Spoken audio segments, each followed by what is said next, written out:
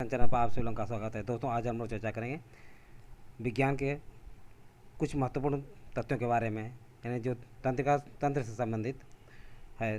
ध्यान दीजिए।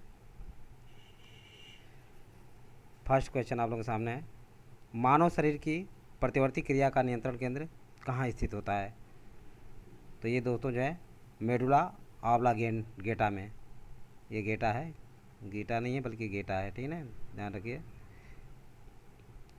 मेडुला आंवला गेटा में, यानी मानव शरीर की प्रतिवर्ती क्रिया मेडुला आंवला गेटा में स्थित होता है। हृदय की धड़कन की गति अनुकंपी तंत्रिका द्वारा बढ़ती है। हृदय की धड़कन की गति जो होती है दोस्तों, अनुकंपी तंत्रिका के द्वारा बढ़ती है। प्रेरक कौशल, जिसे मोटर स्किल भी कहा जाता है, मस्तिष्क के कौन से भाग के साथ संबंधित होता है? तो ये मस्तिष्क के ललाट भाग से संबंधित होता है। किससे संबंधित होता है? मस्तिष्क के ललाट भाग से संबंधित होता है। नेक्स्ट,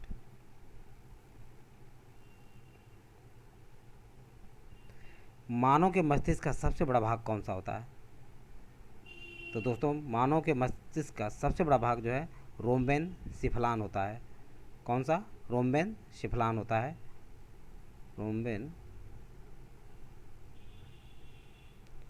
रोम्बेन सिफलान होता है। तंत्रिका तंत्र के अध्ययन को कहा जाता है। तंत्रिका तंत्र के अध्ययन को दोस्तों जो है न्यूरोलॉजी कहा जाता है। न्यूरोलॉजी में तंत्रिका तंत्र का अध्ययन किया जाता है। कम नींद आने के लिए किस चिकित्सा शब्दावली का प्रयोग किया जाता है? तो अनिद्रा यानी इंसोम्निया या स्लीपलेसनेस का प्रयोग किया जाता है। कम निद्रा आने के लिए किस चिकित्सा शब्दावली का प्रयोग किया जाता है? तो अनिद्रा या इंसोम्निया तथा स्लीपलेसनेस का प्रयोग किया जाता है। मस्तिष्क का कौन सा भाग गुरुत्वाकर्षण के विरुद्ध शरीर का समर्थन करता है? ध्यान दीजिए दोस्तों, मस्तिष्क का वो कौन सा भाग है जो गुरुत्वाकर्षण के विरुद्ध शरीर का समर्थन करता है? अंतराली केंद्र, जिसे इंटरस्टिशियल कहा जाता है। मेन पॉइंट है दोस्तों, ये परीक्षा की दृष्टि से अति महत्वपूर्ण है, ध्यान देने योग्य बात है। नेक्स्ट,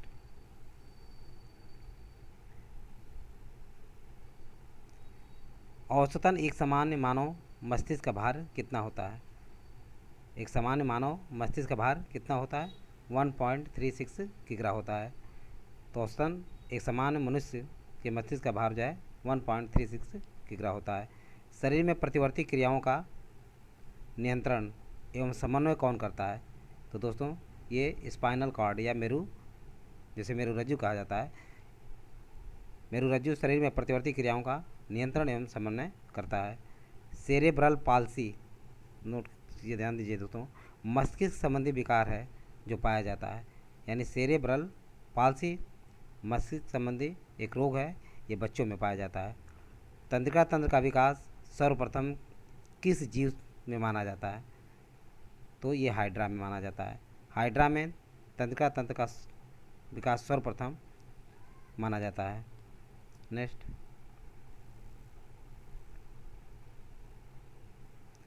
मनुष्य में कपाली तंत्रिकाओं एवं मेरु तंत्रिकाओं की संख्या कितनी होती है? तो कपाली तंत्रिकाओं की संख्या दोस्तों 12 जोड़ी एवं मेरु तंत्रिकाओं की संख्या जो थी 31 जोड़ी होती है। 12 जोड़ी मनुष्य में कपाली तंत्रिकाओं और मेरु तंत्रिकाओं में 31 जोड़ी होती है। मानव शरीर में भूख तृप्ति मस्तिष्क के किस भाग द्वारा नियंत्रित होता है? तो दोस्तों, ये हाइपोथैलेमस के द्वारा मानव शरीर में भूख तथा तृप्ति हाइपोथैलेमस के द्वारा नियंत्रित होता है। डिसलेक्सिया बीमारी संबंधित है, ध्यान दीजिए दोस्तों, ये पॉइंट ध्यान देने योग्य है। डिसलेक्सिया बीमारी किससे संबंधित है? तो ये दोस्तों मस्तिष्क से संबंधित है। मानव शरीर में सबसे अधिक ऑक्सीजन की आवश्यकता किस अंग को होती है? ध्यान रखिए, बहुत ही अच्छा प्रश्न है।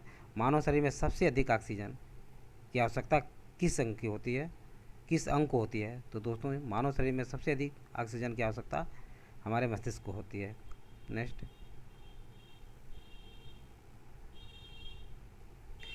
तंत्रिका ऊतक का प्रमुख कार्य क्या है?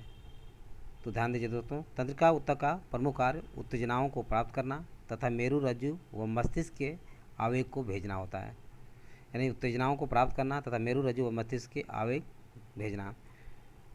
नेक्स्ट है मानव शरीर का कौन सा भाग अल्जाइमर रोग से प्रभावित होता है। तो ध्यान दीजिए दोस्तों, मानव शरीर का मस्तिष्क भाग जो है अल्जाइमर रोग से प्रभावित होता है।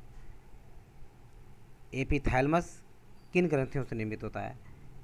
एपिथैलेमस किन ग्रंथियों से निर्मित होता है दोस्तों। तो ये पीनियल ग्रंथि हाइवे न्यूला से निर्मित होता है। पीनियल ग्रंथि हाइवे न्यूला से। जैविक घड़ी मानव शरीर के किस अंग में स्थित होती है। तो जैविक घड़ी जो है मानव शरीर के हाइपोथैलेमस में निर्मित होती है, स्थित होती है दोस्तों। जैविक घड़ी मानव शरीर के किस अंग में स्थित होती है। तो जैविक घड़ी मानव शरीर के हाइपोथैलेमस में स्थित होती है। नेक्स्ट,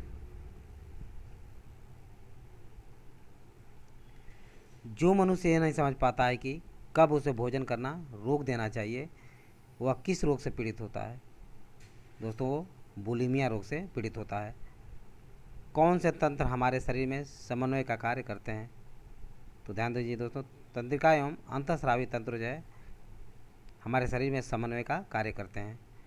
मांसपेशियों के रेशों में आवेग संरक्षण के लिए किस पदार्थ की आवश्यकता होती है।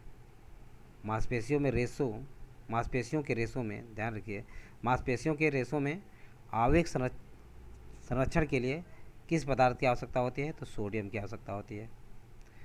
मनुष्य का मस्तिष्क कितने भागों में विभाजित होता है। तो दोस्तों 3 भागों में मनुष्य का मस्तिष्क विभाजित होता है, सेरेब्रम, सेरेबेलम और ब्रेन स्टेम में। नेक्स्ट, न्यूरॉन का बाहर निकला हुआ लंबा भाग क्या कहलाता है। न्यूरॉन का बाहर निकला हुआ भाग जो है क्या कहलाता है। ये तंत्रिकाक्ष कहलाता है, जिसे एक्सन भी कहा जाता है। तंत्रिका कोशिकाओं के तंत्रिकाक्ष के चारों ओर किस पदार्थ का आवरण पाया जाता है। तो मेलिन का। किसका। मेलिन का। सुई चुभने पर किस अंग में पीड़ा का अनुभव नहीं होगा। तो दोस्तों मस्तिष्क में जो है सुई चुभने पर पीड़ा का अनुभव नहीं होता। मानव के जन्म के पश्चात किस अंग में कोशिका विभाजन नहीं होता है। तो दोस्तों ये जो है तंत्रिका कोशिका में। मानव के जन्म के पश्चात तंत्रिका कोशिका में,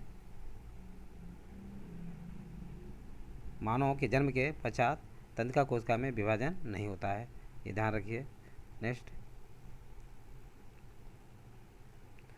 मानव मस्तिष्क का कौन सा भाग वृद्धि, स्मृति और तर्क का केंद्र होता है। मानव मस्तिष्क का कौन सा भाग वृद्धि, स्मृति और तर्क का केंद्र होता है। तो सेरिब्रम। सेरिब्रम मानव मस्तिष्क का, सेरिब्रम यानी मानव मस्तिष्क का सेरिब्रम भाग जो है वृद्धि, स्मृति और तर्क का केंद्र होता है। 2 तंत्रिका कोशिकाओं के मिलन को क्या कहते हैं। तो सिनेप्स कहते हैं। क्या कहते हैं। सिनेप्स। 2 तंत्रिका कोशिकाओं के मिलन के भाग को कहते हैं। प्रतिवर्ती क्रियाओं की खोज सर्वप्रथम किसने की थी। तो प्रतिवर्ती क्रियाओं का खोज सर्वप्रथम दोस्तों जो है मार्शल हॉल ने की थी।